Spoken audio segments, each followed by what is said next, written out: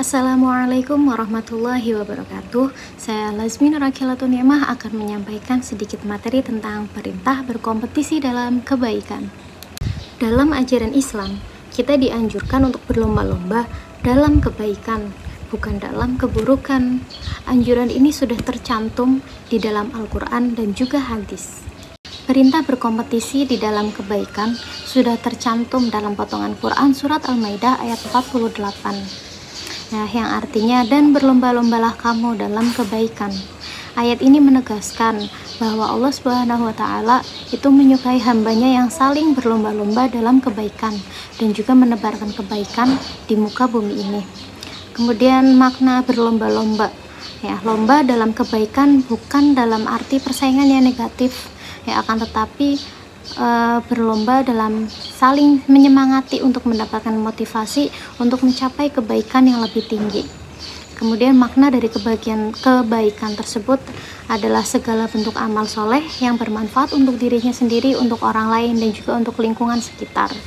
Ya, kemudian motivasi utama dalam berlomba-lomba kebaikan itu untuk mendapatkan ridhonya Allah Subhanahu wa Ta'ala, bukan untuk mendapatkan pujian dari orang lain ataupun tentang hal duniawi lainnya, ya. Jadi tujuan utamanya adalah untuk mendapat ridhonya Allah Subhanahu wa Ta'ala. Potongan Quran surat Al-Maidah ayat 48 tersebut menekankan bahwa kebaikan adalah tujuan utama, bukan persaingannya. Ya, jadi ketika kita berlomba-lomba dalam kebaikan, kita akan mendorong diri kita sendiri dan juga orang lain untuk mencapai derajat yang lebih tinggi dalam ketakwaan dan juga dalam amal soleh. Ya, contoh-contoh berlomba-lomba dalam kebaikan. Yang pertama ada membantu orang yang membutuhkan, terus ada bersedekah, ada membantu kedua orang tua, berlomba-lomba dalam menjaga sholat, berlomba-lomba dalam menuntut ilmu, dan kebaikan amal soleh yang lainnya. Ya, jangan malah kalian berlomba-lomba dalam keburukan. Kayak contohnya berlomba-lomba dalam mencuri, berlomba-lomba dalam berbohong, berlomba-lomba dalam mengumpat, ya, atau bahkan menghina, menyakiti orang lain, dan segala bentuk dosa-dosa yang lainnya. Jangan, tidak boleh. Ya, jadi kita harus berlomba-lombanya dalam kebaikan, bukan malah keburukan. Oke. Kemudian ada sebuah hadis yang terkait tentang perintah berkompetisi dalam kebaikan. Hadis ini diriwayatkan oleh Imam At-Tirmizi yang artinya, sesungguhnya Allah Subhanahu wa Ta'ala menyukai seseorang yang berbuat kebaikan kepada orang lain, baik kepada keluarganya maupun kepada orang lain.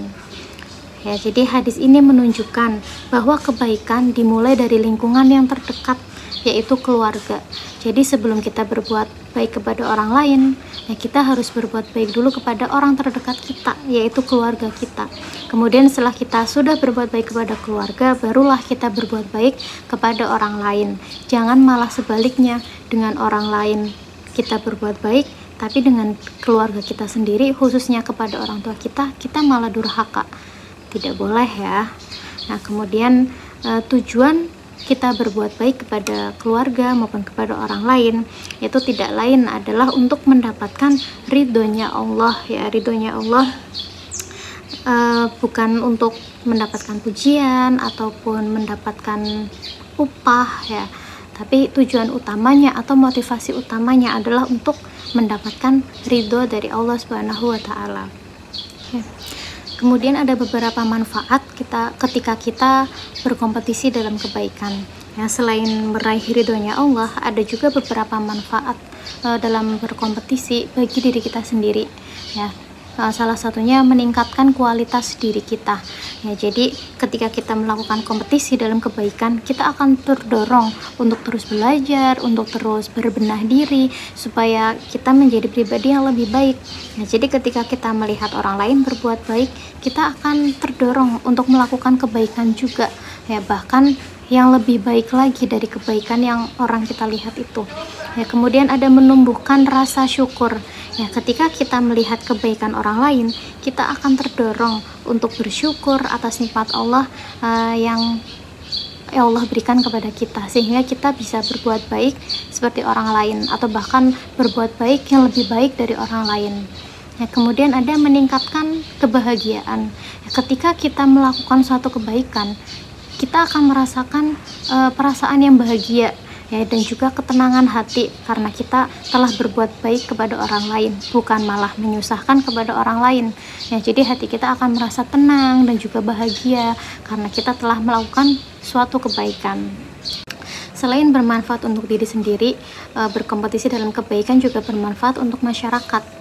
Ya, jadi kebaikan yang tertanam dalam diri masyarakat, dalam diri kita sendiri dan juga lingkup masyarakat itu akan menciptakan kehidupan bermasyarakat yang harmonis dan juga sejahtera.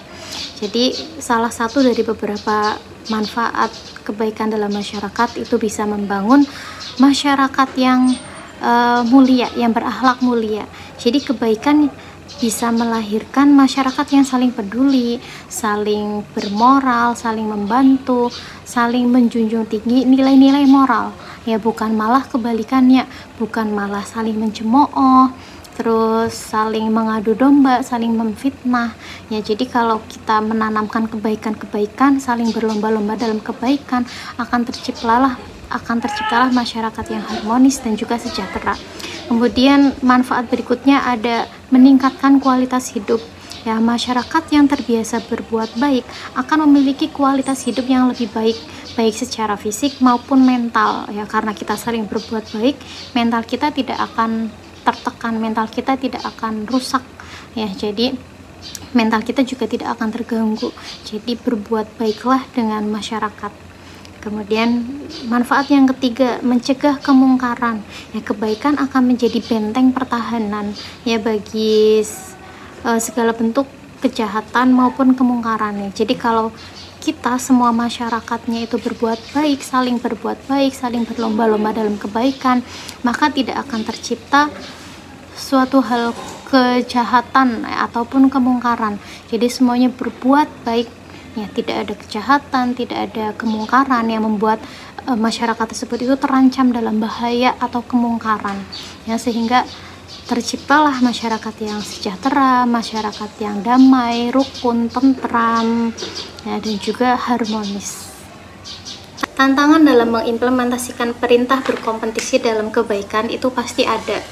Ya, menjalankan perintah kebaikan itu tidaklah mudah ya, meskipun perintah berkompetisi dalam kebaikan itu sangat penting. Pasti ada saja tantangan dan juga rintangannya. Ada beberapa tantangan yang harus dihadapi ketika akan melakukan kebaikan. Yang pertama ada egoisme. Ya, egoisme adalah sifat mementingkan diri sendiri, itu dapat menghalangi seseorang untuk berkompetensi dalam kebaikan. Jadi misal ketika kita akan menolong seseorang yang membutuhkan, ya, kita akan berpikir ulang, ya, kita saja termasuk orang yang butuh pertolongan, tapi kita malah menolong orang lain untuk apa? Ya, jadi niat baik karena keegoisan kita, memandang kita juga butuh bantuan, itu akan mengurungkan niat baik kita untuk menolong seseorang tersebut. Kemudian yang kedua ada kurangnya kesadaran. Beberapa orang mungkin tidak menyadari pentingnya berkompetensi dalam kebaikan dan manfaatnya bagi diri kita sendiri dan juga untuk masyarakat. Jadi orang tidak tahu manfaatnya menolong orang itu apa, manfaatnya bersedekah itu apa, manfaatnya sholat berjamaah itu apa. Mereka akan terus berpikir, untuk apa saya bersedekah, untuk apa saya menolong orang, saya juga butuh, atau bahkan mereka merasa akan rugi ketika untuk bersedekah atau untuk menolong orang, sehingga tidak jadi melakukan kebaikan lagi. Kemudian rasa malas, kesibukan dan rasa malas dapat menjadi penghambat dalam berkompetisi dalam kebaikan. Jadi kalau misal kita seorang pedagang, ketika kita akan sholat berjamaah di masjid atau di musola, kemudian ada pelanggan, ya kita tidak jadi untuk ke masjid. Atau ketika kita jadi seorang guru, ya kita pulang dari sekolah jam 12, kemudian pulang dari sekolah yang harusnya berjamaah di masjid karena kita capek habis sekolah, habis mengajar, kemudian akhirnya kita malas untuk ke masjid, maka niat baik untuk berjamaah di masjid pun akan tertunda. Ya, jadi itulah beberapa hambatan-hambatan atau tantangan untuk kita saat akan melakukan kebaikan. Strategi untuk menumbuhkan semangat berkompetisi dalam kebaikan. Untuk menumbuhkan semangat berkompetisi dalam kebaikan diperlukan strategi yang tepat, Ya, strategi yang efektif akan membantu kita dan juga masyarakat untuk lebih aktif dalam menjalankan kebaikan. Yang pertama ada pengembangan diri. Ya, memperkuat iman dan juga memperbulat tekad itu dapat mempermudah kita untuk mengimplementasikan kompetisi dalam kebaikan. Nah, jadi kalau iman kita sudah kuat, tekad kita sudah bulat, rintangan atau tantangan apapun akan terlewatkan ya. Semalas apapun kita, secapek apapun kita, ketika kita sudah bulat tekadnya saya mau berjamaah, ya maka rintangan apapun akan tetap dilalui. Ya, kemudian ada motivasi diri. Mencari motivasi dari sumber-sumber yang inspiratif seperti Al-Quran, hadis, dan kisah-kisah para tokoh agama ya, tokoh pemberi kebaikan, itu juga termasuk strategi untuk menumbuhkan semangat dalam kebaikan. Jadi ketika kita tidak tahu manfaatnya sholat untuk apa, manfaatnya bersedekah untuk apa, kita cari ayat-ayat atau hadis-hadis yang menunjukkan manfaat dari bersedekah itu apa, manfaat sholat berjamaah itu apa, dan juga kebaikan yang lainnya. Kemudian ada kerjasama, membangun kolaborasi dengan orang lain dalam menjalankan program kebaikan. Jadi kita janjian atau bekerja sama dengan orang lain supaya kita bisa berlomba-lomba dalam kebaikan. Kemudian ada masyarakat atau lingkungan, menciptakan suasana yang kondusif di masyarakat yang mendukung semangat berkompetisi dalam kebaikan. Jadi kalau kita hendak berbuat baik, berkompetisi dalam kebaikan, kita butuh lingkungan yang mendukung juga dalam melakukan kebaikan. Kalau kita semangat berbuat kebaikan tetapi lingkungan atau masyarakat kita tidak mendukung, ya maka tidak akan berjalan kebaikan itu ya. Jadi carilah lingkungan atau masyarakat yang bisa mendorong kita untuk berkompetisi dalam kebaikan. Ada beberapa kebaikan yang bisa kita terapkan dalam kehidupan sehari-hari ya, seperti menolong sesama. Ya, menolong sesama atau menolong orang yang sedang membutuhkan adalah wujud nyata dari kompetisi dalam kebaikan. Jadi ketika ada teman atau saudara kita yang terkena musibah, kita harus langsung berbondong-bondong untuk menolongnya, untuk memberikan pertolongan, bukan malah hanya menonton atau menyaksikannya saja. Kemudian ada bersedekah ya, dengan menyalurkan sedekah atau zakat itu adalah bentuk kebaikan yang sangat penting dan juga bermanfaat. Jadi kalau misal teman kita infak 2.000, maka kita infak 10.000, atau temannya infak 50.000, kita infak 100.000. Jadi bukan bermaksud untuk ria atau pamer. Jadi selagi kita mampu untuk bersedekah lebih banyak dari teman kita, ya maka kita bersedekah yang lebih banyak lagi. Kemudian ada menuntut ilmu. Berlomba-lomba dalam menuntut ilmu adalah kebaikan yang sangat penting bagi diri sendiri dan juga masyarakat.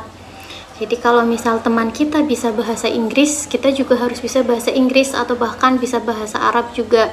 Kalau teman kita bisa matematika, kita juga harus bisa matematika dan juga fisika. Ya, jadi jangan minder kalau teman kita sudah pintar, kita juga harus lebih pintar. Nah, itu beberapa contoh yang bisa kita terapkan dalam kehidupan sehari-hari. Masih banyak lagi kebaikan-kebaikan yang bisa kita terapkan dalam kehidupan sehari-hari. Jadi kesimpulannya, ketika kita menjadikan kompetisi dalam kebaikan itu sebagai gaya hidup, maka hidup kita akan lebih bermakna. Ya, hidup yang diisi dengan kebaikan akan memberikan makna dan kebahagiaan yang lebih besar. Kemudian masyarakat akan sejahtera. Ya, masyarakat yang terbiasa berkompetisi dalam kebaikan akan menjadi masyarakat yang harmonis dan juga sejahtera, bukan menjadikan masyarakat yang penuh huru-hara. Ya, kemudian tujuan yang paling utama, manfaat yang paling utama adalah manfaat dari berkompetisi dalam kebaikan adalah untuk mendapatkan ridhonya Allah Subhanahu wa Ta'ala. Nah, jadi terus berlomba-lombalah dalam kebaikan. Thank you for watching. Assalamualaikum warahmatullahi wabarakatuh.